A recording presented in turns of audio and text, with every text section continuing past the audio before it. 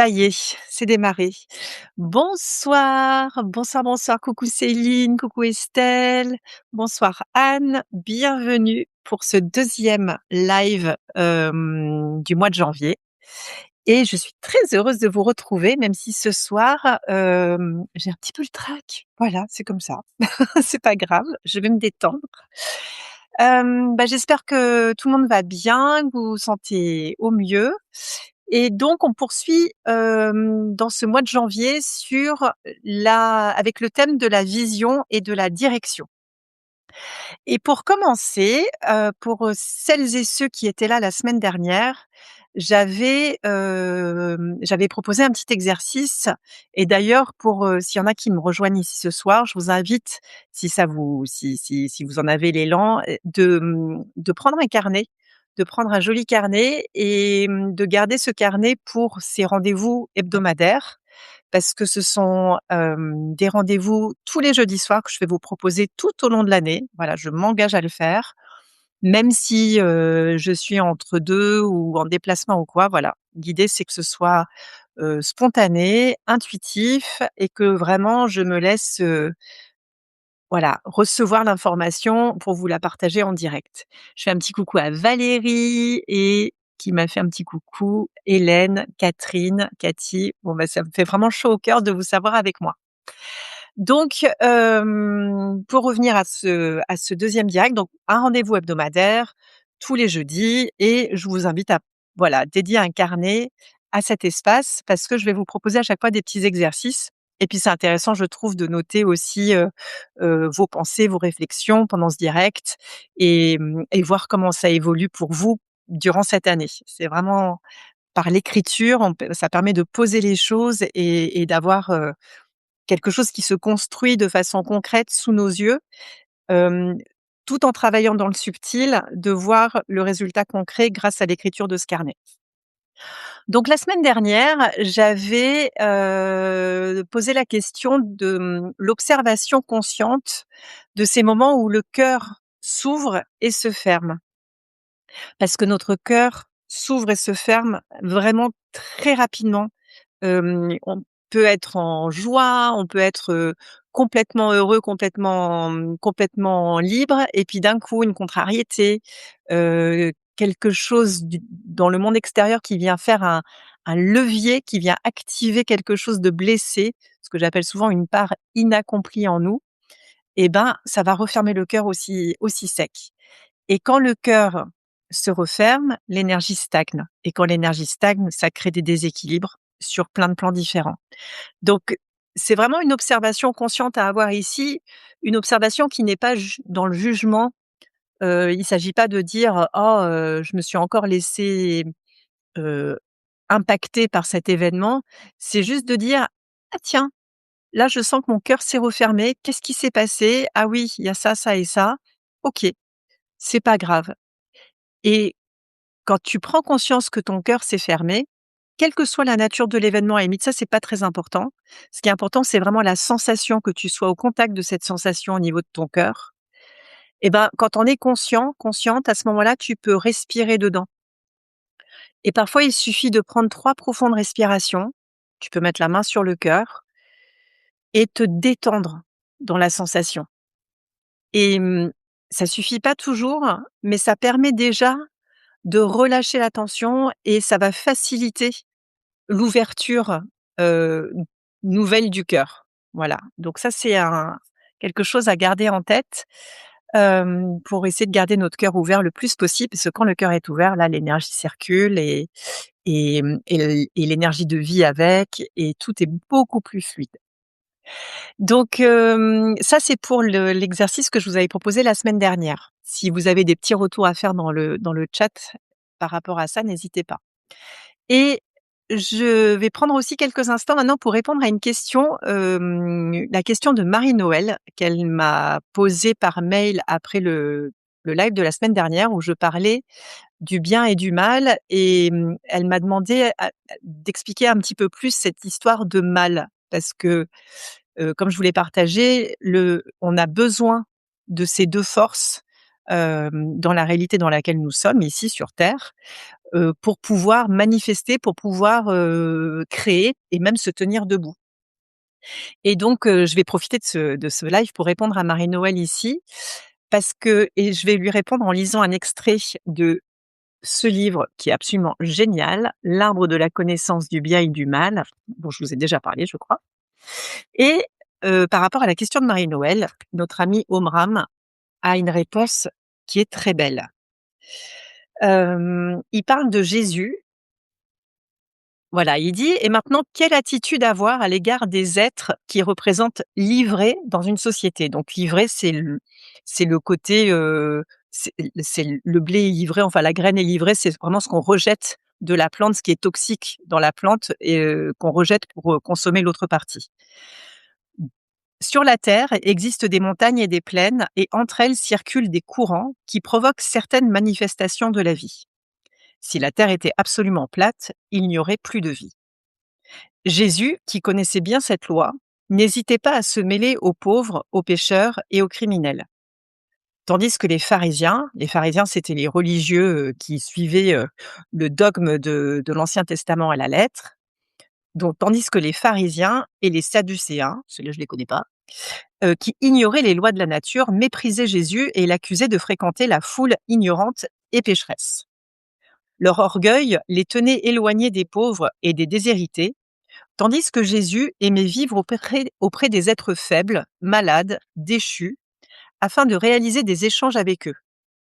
Il leur donnait sa lumière, son amour, sa pureté, mais en même temps, et c'est là où c'est intéressant et c'est là où ça répond à la question de Marie-Noël, mais en même temps, il puisait en eux des matières brutes, grossières, semblables à celles qu'absorbent les racines dans le sol et grâce auxquelles l'arbre pourra donner des fleurs et des fruits.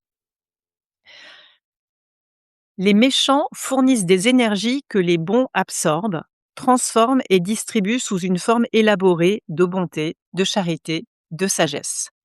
Cet échange est nécessaire. Jésus prenait les péchés des hommes, c'est-à-dire puisait en eux des énergies brutes, qu'il transformait dans les feuilles de son être, il fait une métaphore avec l'arbre, et qu'il redistribuait sous forme de lumière et d'amour. Parce que nous sommes à l'image d'un arbre. Nous sommes des êtres verticaux et si on observe bien le règne, enfin le vivant sur la planète Terre, des êtres verticaux, il y en a 2. Il y a les humains et les arbres qui se tiennent droits comme ça. Ce qui fait de nous déjà des cousins et des ponts entre le ciel et la terre. Et de la même façon que l'arbre, il a 2 mouvements en lui. Il a un mouvement descendant et un mouvement ascendant. Il y a la sève qui monte et la sève qui descend. Et ben, en l'homme, c'est la même chose. On reçoit de l'inspiration du ciel, mais cette inspiration, si on la transmute pas, si on fait pas l'alchimiste dans le creuset de notre matière, elle reste comme ça, à l'état de imaginaire, d'idée pure, de pur esprit. Donc il se passe rien. Pour que cette idée, pour que cet esprit puisse se manifester, on a besoin des forces brutes que l'arbre vient puiser dans ses racines, de la terre, des énergies et dans la terre, on sait très bien que c'est un laboratoire de recyclage extraordinaire, la terre. Elle recycle toutes les énergies résiduelles. Donc tout ce qui est, heu, tout ce qui est polluant pour nous, qu'on rejette à la terre, elle le transmute et elle en fait du carburant qui nous permet d'avancer, de manifester ces idées, ces inspirations qui nous ont été envoyées par l'esprit. Et si on regarde bien ces lois de la nature et qu'on fait un parallèle, entre l'arbre et l'homme, l'idée c'est d'être fertile. L'idée c'est de porter des fruits. Et si notre arbre est planté dans une terre, sèche, austère, il va pas pouvoir porter des fruits, des beaux fruits, des bons fruits nourriciers. Donc plus la terre elle est grasse, plus la terre elle est riche, plus le compost est puant quelque part, plus il y aura de l'énergie, de la force de vie qui pourrait être, alchimisée en pure énergie pour pouvoir faire pousser des belles feuilles, des belles fleurs et produire des fruits. Donc voilà pour répondre à la question de Marie-Noël sur ces histoires de bien et de mal et pourquoi le mal existe sur notre plan. En tout cas, je pense, ça c'est très personnel, mais je pense qu'il y a dans notre univers d'autres plans que le plan terrestre sur lesquels il y a, la vie et qu'il y a des plans beaucoup plus élevés, beaucoup plus raffinés, sur lesquels, le mal n'existe pas. Mais dans notre réalité, en tout cas, celle où nous sommes là ensemble réunis, le mal existe et c'est pas pour rien. On en a besoin. Voilà pour cette histoire-là. N'hésitez pas si vous avez des coucou Monsef, je n'avais pas vu que tu étais là. N'hésitez pas si vous avez des questions à me les poser dans le chat, je serais ravie d'y répondre. Donc, comme je vous disais, là on est sur la vision et la direction. La semaine dernière, je vous ai parlé aussi de ces 3 centres énergétiques qui sont très importants, chez l'humain. Donc le centre de la conscience, ici au niveau du troisième œil, le centre du cœur et le centre sous le nombril du hara. Hem, cette semaine, je vais vous parler un peu plus du centre, qui est entre nos sourcils ici, qu'on appelle le troisième œil. Parce que j'aimerais qu'on parle ensemble, de notre pouvoir créateur, du pouvoir de l'imagination créative. Hem, nous sommes des êtres extrêmement puissants et nous avons la faculté d'imaginer. On visualise plus ou moins et pendant longtemps, j'ai bloqué sur, quand je faisais des cercles ou des stages comme ça où on partait en visualisation, j'ai longtemps bloqué sur cette histoire de visualisation parce que moi je m'attendais vraiment, j'avais mis la barre un peu haut. Je m'attendais à voir un film Netflix, en 4DX avec le son Dolby Stereo dans ma tête et en fait pas du tout. J'ai compris que visualiser et imaginer, c'est la même chose et qu'on a tous et toutes une façon de visualiser, d'imaginer qui nous est personnelle. On va prendre faire un petit exercice tout simple. Je vais vous inviter à fermer les yeux et je vais vous proposer d'imaginer une pomme. Tout simple. Observez cette pomme, regardez-la bien et puis maintenant vous allez imaginer que vous prenez cette pomme, vous la mettez sur une planche, vous prenez un couteau et vous allez couper cette pomme en 2 et à nouveau vous observez comment ça se passe pour vous dans votre imaginaire. Et là déjà vous pouvez remarquer que pour certains, la pomme est rouge, pour d'autres elle est jaune, pour d'autres, elle est peut-être pas de couleur particulière. Quand vous la coupez, il y en a qui vont qui vont imaginer le bruit que ça fait, d'autres qui vont plutôt imaginer l'odeur qui se dégage, d'autres encore peut-être la texture et ça vous donne des indices sur votre pouvoir créateur, sur aussi quel est le sens que vous mobilisez le plus dans votre imagination. On peut quand on a des sensations corporelles très fortes en imaginant une pomme ou un citron, ça veut dire qu'on est très kinesthésique, on est très dans le toucher. Et puis on peut aussi, être très sensible au bruit, être plutôt auditif. Donc il y en a qui vont vraiment imaginer le bruit que le couteau fait quand il tranche la pomme et qui rentre en contact avec la peau et qui tape sur la planche. En fait, avec ce simple exemple d'imaginer une pomme et d'imaginer à la couper en 2, votre imagination, vous vous rendez compte à quel point elle est riche et immense et que cette imagination, c'est par elle qu'on crée le monde.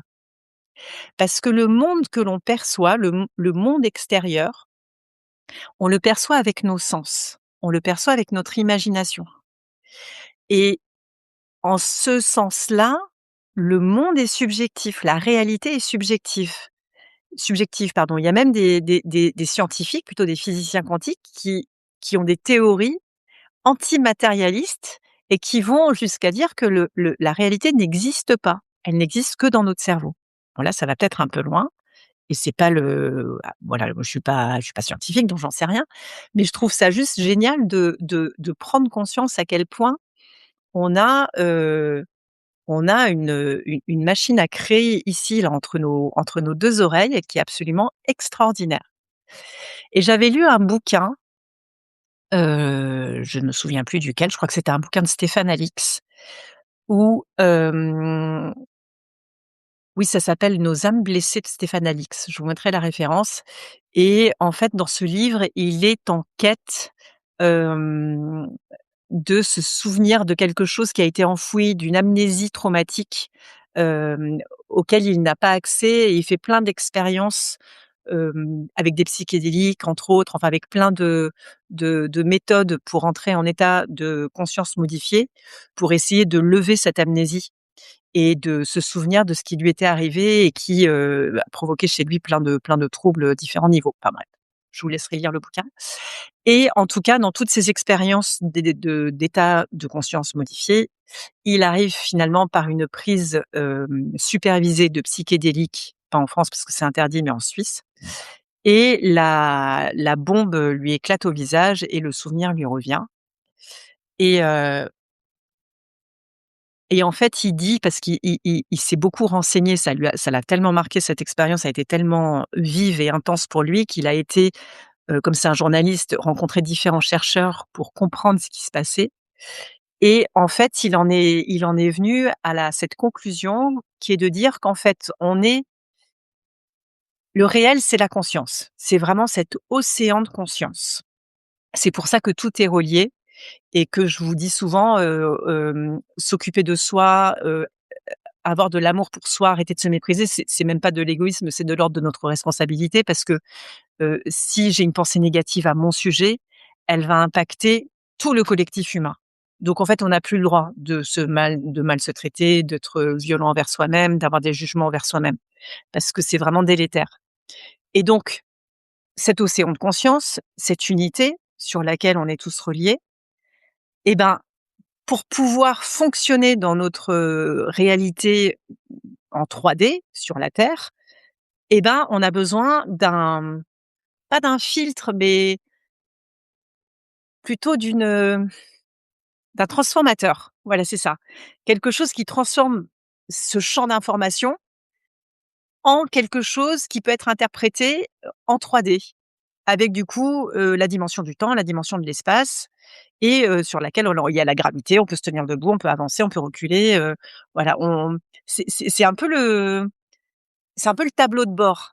Voilà, notre cerveau, c'est le tableau de bord qui nous permet de piloter, cette simulation incroyable qu'est notre vie. Mais c'est pas la réalité en soi, la réalité est beaucoup plus immense. Merci Céline pour la ref du bouquin «Nos âmes oubliées» de Stéphane Alix. C'est exactement ça. Donc voilà, donc tout ça pour vous parler du pouvoir de l'imagination et pour vous parler de ce pouvoir créateur dans notre imagination, je vais vous donner un petit extrait de l'Évangile de Marie-Madeleine, dont je vous ai parlé la semaine dernière, parce que ça parle de ça. Marie-Madeleine, dans cet Évangile, elle parle beaucoup, c'est surtout Jean-Yves Leloup, le traducteur, qui nous l'explique parce que sans la traduction ni le commentaire, franchement, c'est assez, opaque. Mais voilà, il y a cette phrase que je trouve magnifique et que je vous partage ce soir. L'imagination est la mise en sympathie de l'invisible et du visible, du spirituel et du physique. Je vous la relis, elle est trop trop belle. L'imagination est la mise en sympathie de l'invisible et du visible, du spirituel et du physique. Et c'est là où on a un travail merveilleux à faire parce que notre imagination est malade et on a à guérir ce pouvoir créateur, ce pouvoir de l'imaginaire. Pourquoi? Parce que on a hérité de tous ces traumatismes, les traumatismes de nos ancêtres, les guerres, les conditionnements, les limitations, la violence, heu, toutes ces vieilles mémoires ont infecté notre imaginaire et aujourd'hui, dans l'ère du Verseau dans laquelle on est, que l'on vit en ce moment, on a la possibilité de guérir cet imaginaire, de guérir cette imagination et de plus en plus, je crois qu'on n'a plus besoin de retourner à la cause. Parce que le passé, c'est le passé, voilà, la violence, c'est la violence. Il suffit d'allumer les infos pour, s'en reprendre une couche et une couche et une couche. OK, soit, il en est ainsi. Je crois qu'on a plus besoin d'un miracle au sens biblique du terme. C'est-à-dire que, regardez bien, nous sommes pris dans la loi de cause à effet. Cette loi de cause à effet nous dit que parce que mes grands-parents, mes arrière-grands-parents, mes arrière-arrière-grands-parents ont vécu des trucs horribles, j'en ai hérité dans mon ADN et du coup, je suis moi-même perturbée, malade à cause de ces mémoires. OK. Sauf que, et ça c'est Einstein qui nous le dit, si je crois pouvoir guérir quelque chose en restant sur le même plan où cette chose a été créée, c'est de la folie. Et je suis d'accord avec Einstein. Si on croit pouvoir sortir de notre boucle karmique en retournant dans le passé, décortiquer les vieilles mémoires, interroger les trucs et tout, ça peut aider à comprendre, ça peut donner de la clarté, mais ça va pas guérir. Et c'est là où on a besoin du miracle. C'est là où, parce qu'en fait, cette loi de cause à effet, on est sur un plan horizontal, mais il nous faut le plan vertical pour nous sortir de ça. C'est aussi là, dans ces 2 plans, on reprend le symbole de la croix qui est pas du tout anodin. Donc, pour sortir de cette loi de cause à effet, on a besoin d'un miracle et le miracle, c'est tout simplement un événement qui n'a pas de cause et ça ne peut être que divin, puisque c'est quelque chose de complètement nouveau, un miracle. C'est quelque chose qu'on ne peut pas prévoir, auquel on ne peut pas s'attendre. Mais c'est le seul moyen qu'on a pour pouvoir sortir de ce cercle, de cette boucle dans laquelle on est pris, dans cette loi du karma. Et pour inviter un miracle, alors il y a on d'abord il faut le demander, mais ça suffit pas. Ensuite, il faut être, ouvert à le recevoir ce miracle. Et c'est là où ça peut être un peu frustrant parce que consciemment, évidemment, on a tous envie de vivre un miracle, de recevoir des miracles, mais on n'est pas forcément conscient de la puissance de nos résistances, à lâcher justement le connu et à accueillir l'inconnu. Puisque le miracle n'a pas de cause, c'est forcément complètement inconnu et notre inconscient, notre système de défense, notre ego, peut vraiment être très, très, très résistant à recevoir l'inconnu, à lâcher le contrôle et tout ça. Donc ça c'est déjà le reconnaître, déjà en prendre conscience, c'est un premier pas de dire: «OK, j'ai certainement des résistances, j'accepte le fait que j'en ai, j'accueille et je demande que ces résistances puissent être, lâchées, voilà, de la meilleure façon qui soit pour moi, au meilleur rythme qui soit pour moi et et je demande à être prête, à être prêt à recevoir tous les miracles que, l'univers, Dieu, pareil, là, c'est une histoire de mots, nommez ça comme vous voulez, a prévu pour moi. Et quand on commence à réfléchir comme ça, à agir comme ça, on enclenche quelque chose qui va activer une version de nous-mêmes plus élevée. Une version de nous-mêmes à laquelle notre version présente n'a pas accès, puisqu'elle est complètement nouvelle et inconnue. Et là, c'est la foi qui rentre en compte. C'est la foi, c'est de croire que cette version-là, elle existe déjà.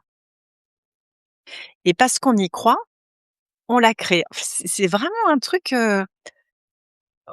c'est parce que je tourne mon attention. C'est l'attention, c'est comme un faisceau lumineux, hein, et ce faisceau lumineux, il éclaire la direction où je le mets.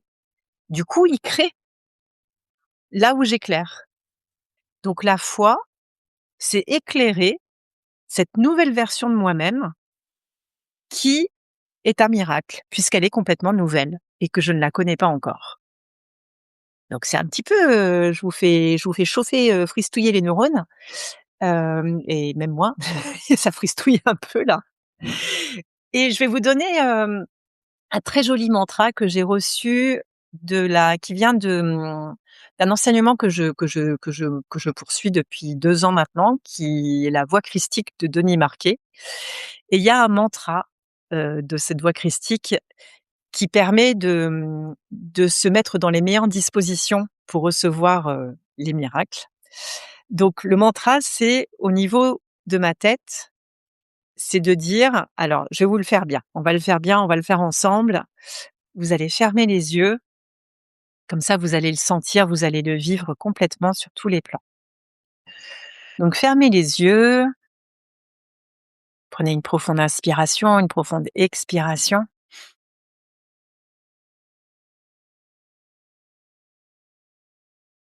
et puis posez l'attention au niveau du sommet du crâne. Imaginez que votre crâne au niveau de la fontanelle s'écarte un tout petit peu et qu'un magnifique rayon de lumière, une lumière pure, merveilleuse, brillante, une lumière qui vient du cœur du soleil, une lumière d'amour et de création, vient délicatement pénétrer votre crâne et se diffuse dans toute la boîte crânienne. Cette lumière, vous pouvez l'imaginer de la meilleure façon qui soit pour vous. On peut aussi l'appeler le souffle divin, l'esprit, avec un E majuscule. Et cette lumière, je la laisse vraiment éclairer toute ma boîte crânienne, mon cerveau, mes pensées, conscientes et inconscientes. Et dans cet espace, je vais poser une intention. Dans cet espace, je vais prendre conscience que moi, dans le sens égotique, c'est-à-dire le personnage auquel je suis attachée, la femme, l'homme de tel âge, de telle nationalité, de telle culture, avec tels parents, etc., qui fait tel métier. Voilà, ce petit jeu ne peut rien. Et si je ne peux rien, si j'accepte que ce petit jeu ne peut rien, alors je peux lâcher prise et je peux me foutre la paix. Et je peux prendre conscience que toutes les fois où je suis frustrée parce que j'ai l'impression que je suis impuissant, impuissante face au monde, et bien là juste je me rappelle que je ne peux rien, alors je peux me lâcher et je peux me détendre et me reposer. Et puis je laisse cette lumière magnifique, cette lumière de l'esprit pur, qui n'est qu'amour, descendre depuis ma tête à la verticale jusqu'à ce qu'elle touche le cœur, la chambre du cœur au centre de ma poitrine. Et là aussi, je laisse cette lumière éclairer ce centre, le centre des émotions, le centre de l'âme. Et à partir de cet espace-là, je vais prendre conscience que ce petit jeu ne veut rien. Je ne veux rien. Et si je ne veux rien, alors je peux me donner. Car c'est quand je donne ce que je suis, de façon inconditionnelle, que je reçois l'abondance illimitée de la source. Si je lâche toute volonté personnelle, alors je peux recevoir l'infinie abondance de l'univers. Donc dans mon cœur, je ne veux rien, je me donne. Et là aussi, c'est une voie de repos. C'est vraiment se rendre compte que à l'homme, rien n'est possible alors qu'à Dieu, tout est possible. Donc je peux arrêter de m'agiter, de lutter, de vouloir, de résister, de forcer. Je peux respirer dans les événements, me fiche la paix et me donner de tout mon cœur, du mieux que je peux, à chaque instant. Et puis cette lumière continue son chemin vers le bas, vers le ventre, vers notre hara, sous le nombril, ce centre qu'on appelle aussi les entrailles. C'est l'espace à partir duquel je suis mise en mouvement. C'est l'espace à partir duquel je vais pouvoir manifester toute création. Et je laisse la lumière de l'esprit éclairer, alchimiser toutes les vieilles mémoires qui sont présentes dans ce centre, dans ces entrailles, et les transmuter en lumière, en or. Et plus c'est lourd, plus c'est riche. Pense au compost de tout à l'heure. Laisse l'esprit fertiliser cette terre noire, alchimiser ces vieilles mémoires. Et à partir de là, dans cet espace, dans le creux du ventre, prends conscience que je ne peux rien. Et donc, je peux m'abandonner. Et je me rends compte en vous disant ça que j'ai fait une petite erreur au niveau du premier centre. Le je ne peux rien, il est dans le ventre. Alors on va remonter dans l'autre sens. Donc je ne peux rien dans mes entrailles. Alors je peux m'abandonner au courant de la vie, lâcher mon petit radeau de fortune et me laisser aller dans les flots, avec la foi que tout est OK, que je suis protégée, guidée à chaque instant. Et puis je remonte dans mon cœur. Je ne veux rien. Alors je me donne. Pour remonter encore entre la entre les 2 sourcils, pardon, au niveau de la tête.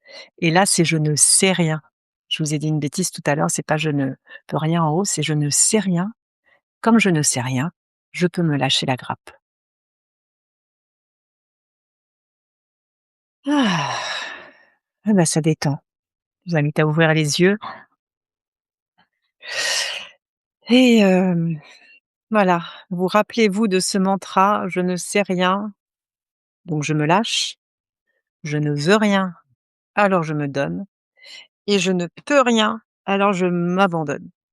J'adore ce mantra et quand la vie, elle vient te chercher, ça vient, tirer, voilà, tu peux répéter ça en boucle et ça fait beaucoup de bien et ça va contribuer à guérir cette imagination et à te redonner ton pouvoir créateur et du coup à, te permettre de te brancher sur cette dimension du miracle et sur cette version de toi-même, hem, inimaginable pour celle que tu es aujourd'hui.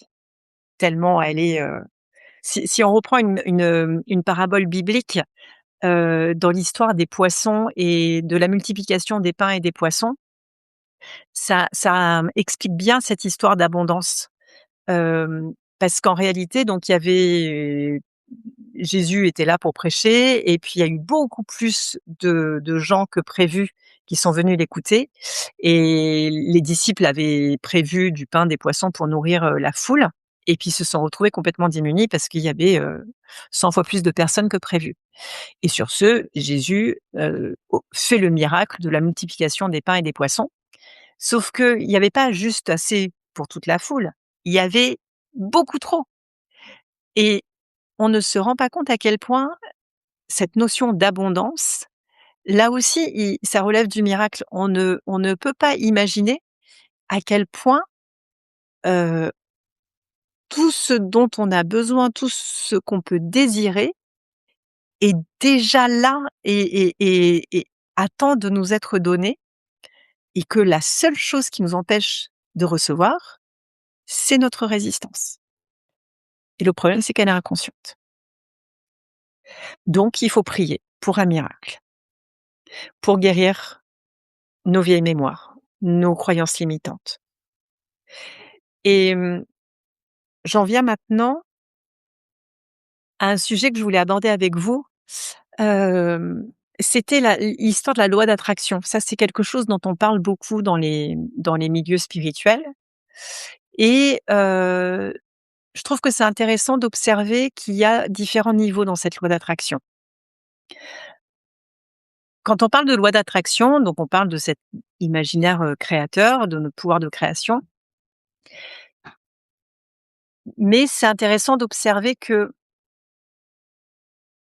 ce qu'on désire, si on le désire avec la tête, et quand je dis la tête, c'est avec le mental, et quand je dis le mental, c'est donc l'ego, c'est donc le petit moi, le petit jeu, on va avoir exactement ce que ce petit jeu a désiré. Mais comme c'était pas un désir authentique et profond de l'âme, un désir authentique et profond inspiré par l'esprit, et ben, à court terme, ça va être très satisfaisant, mais à moyen et long terme, ça risque d'être plutôt, une mauvaise chose qu'une bonne chose. Je vous donne un exemple. Je vous donne un exemple qui part de mon vécu parce que voilà, c'est l'histoire que je connais le mieux. J'ai toujours voulu beaucoup, beaucoup, j'ai, toujours eu beaucoup de désirs. J'ai voulu, faire les beaux-arts, j'ai fait les beaux-arts, j'ai voulu, bosser à la télé, j'ai bossé à la télé, enfin voilà. Et j'étais toujours drivée comme ça par des volontés, très égotiques, mais ça je ne le savais pas à l'époque, et du coup, à la fin toujours un peu frustrée, déçue hem par le résultat de cet élan qui était, en fait, ça m'a même presque fait perdre confiance en moi parce que je me disais: «Mais je comprends pas qui je suis puisque ce que je veux, je l'ai eu, et pour autant, ça ne me satisfait pas. Je ne suis pas comblée par le désir que j'avais, et je comprends pas». Enfin voilà, vous voyez ce que je veux dire? Et j'ai vraiment, vraiment réfléchi à cette question pendant longtemps, à me dire: «Mais comment ça se fait que j'ai tout ce que je veux et je suis en manque de quelque chose, et je suis en souffrance, et hem, je me sens pas alignée, je me sens pas bien». Et j'ai fini par comprendre qu'en fait, c'était parce que ce désir, il était bloqué ici. Il était bloqué au niveau de l'ego. Donc c'était un désir déjà qui était, il y avait de l'attente de résultats. Hem, je voulais, par exemple, mon dernier désir, égotique, réalisé, c'est quand j'ai créé, ce camion de vente de vêtements itinérante, Caravan Shop, dans lequel j'ai mis énormément d'énergie, énormément d'argent, et à la fin, ça a été un flop parce que je me suis épuisée, et surtout, je me suis rendu compte que j'aimais pas du tout, l'aspect commercial, vente, et cetera. Même si j'avais quand même bien aimé créer l'idée, et ça a été dur de passer par le dépôt de bilan, de passer au tribunal de commerce, de repartir à zéro. Ça a été vraiment douloureux. Mais aujourd'hui, ce que j'ai compris, c'est que quand j'ai eu le désir de ce projet, de cette idée, c'était pas une inspiration de l'esprit, c'était pour prouver à ma famille, à je ne sais qui, que j'étais capable de le faire, que j'étais, que j'avais ma place au sein de cette société, et donc ça pouvait pas marcher. Parce que dans un désir authentique, il y a toujours un peu de folie. Un désir authentique, c'est un désir qui, qui est pas fait pour plaire au monde, qui est pas fait, pour se comparer. Alors c'est vrai qu'il y a certainement des gens qui réussissent dans ce monde avec des désirs au départ égotiques. Mais est-ce qu'ils sont heureux? Est-ce qu'ils sont comblés? Je n'en suis pas sûre. Je pense que la seule façon d'être heureux et comblé, c'est de suivre l'élan du désir authentique de l'âme qui manifeste quelque chose qui vient de l'esprit, quelque chose qui vient d'une dimension plus grande. Et mmh et pour ça, bah, il faut juste, continuer à se brancher sur, voilà, nos 3 centres, rester bien aligné et s'observer. Parce qu'il n'y a qu'avec l'observation consciente, et d'observer les fruits aussi que donnent nos élans.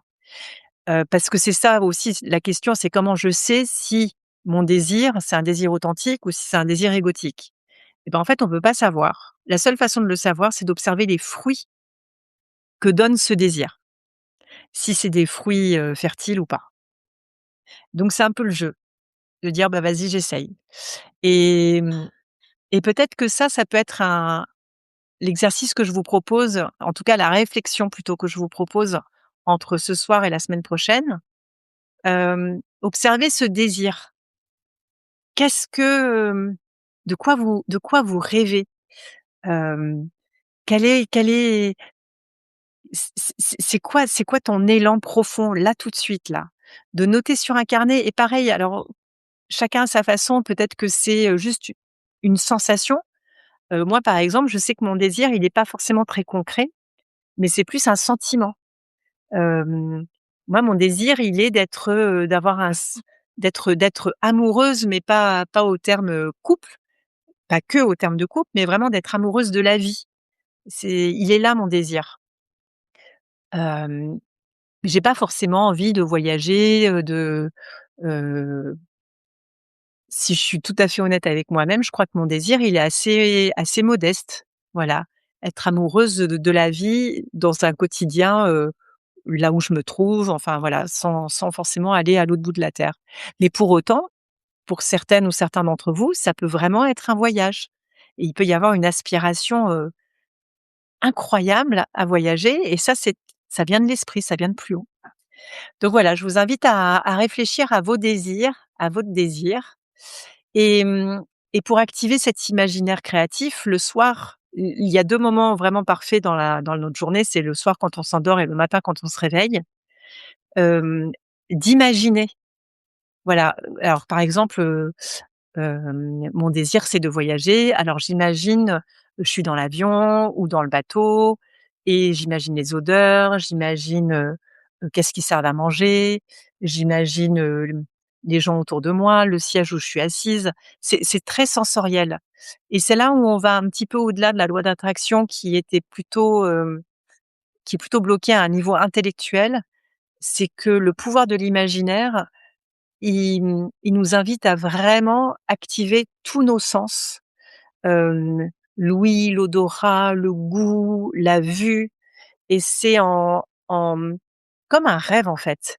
Hem, J'imagine que ce truc-là est déjà accompli et c'est comme un rêve, c'est aussi réel que quand on fait un rêve la nuit, on ne sait plus trop si c'était la réalité ou pas. Voilà, de se projeter comme dans un rêve, dans cette situation désirée, le soir quand je m'endors, le matin quand je me lève. Là, ça va vraiment créer des choses. Et après, il faut persévérer et avoir la patience et la persévérance nécessaires pour attendre que ça s'accomplisse parce que on a tous une temporalité, qui est différente. Donc pour certaines personnes, ça va se manifester très vite et pour d'autres, ça va être plus long. Et donc garder la foi que c'est déjà accompli, être dans la gratitude parce que c'est déjà accompli et continuer à mettre en route cet imaginaire créatif, tant que c'est pas manifesté. Et donc c'est à la fois de la loi d'attraction, mais à la fois le pouvoir de l'imaginaire. Je vous dis l'écueil qu'on pourrait avoir dans cette loi d'attraction, c'est d'avoir un désir qui est égotique et qui est pas complètement aligné avec l'être et de rester dans quelque chose d'intellectuel, un peu comme si c'était la tête coupée du corps qui projetait. Là, ce qui est important, c'est de projeter, tête, corps, cœur, tout ensemble. Donc voilà pour ce petit point, imagination créative. Le dernier point que je voulais vous aborder avec vous ce soir, c'est la notion de rétrocausalité. Je ne sais pas si certaines ou certains ont déjà entendu parler de ça. Ça, c'est une théorie qui dit que, le futur existe déjà et que on peut appeler, en quelque sorte, une version de nous qui existe déjà au futur pour, inspirer le moi du présent. Et ce qui est intéressant, c'est de dire alors, moi je tire les cartes et depuis longtemps et ce que j'ai pu constater, c'est que, il y a pas un avenir possible, il y en a plein. Il y a plusieurs versions de nous, dans différentes probabilités du futur. Et là, l'idée de la rétrocausalité et de la loi d'attraction, imaginative, c'est de se brancher sur le moi du futur le plus élevé, le plus raffiné. Hem et c'est pour ça qu'en fait, ça se rejoint cette imagination créative et la rétrocausalité, parce que quelque part, mon désir, il existe parce qu'il est déjà accompli quelque part. Ce que tu cherches te trouve. Donc ce que tu désires est déjà accompli. Donc voilà, ça c'était une petite notion. Je vais pas m'étaler plus sur la rétrocausalité parce qu'on a raconté déjà beaucoup de trucs et je vous en parlerai peut-être un peu plus la semaine prochaine. On verra, je vais me laisser inspirer et je voudrais garder, les dernières minutes pour voilà, on va se tirer une carte tous ensemble avec le tarot de Marseille pour avoir une couleur sur la semaine à venir. Justement, on va rester dans cette notion de rétrocausalité, de moi du futur et de miracle aussi. Alors, et même si, vous regardez cette vidéo après le direct, comme le temps et l'espace n'existent pas, cette carte est bonne pour le réceptacle dans toutes les dimensions spatio-temporelles de ce réceptacle. Alors, voyons voir quelle est l'énergie, la couleur de la semaine à venir. Alors, on a la carte de la lune. Ça, c'est une carte vraiment très créative, très fertile. Hem, c'est une carte qui parle aussi du monde du rêve et du monde de l'inconscient.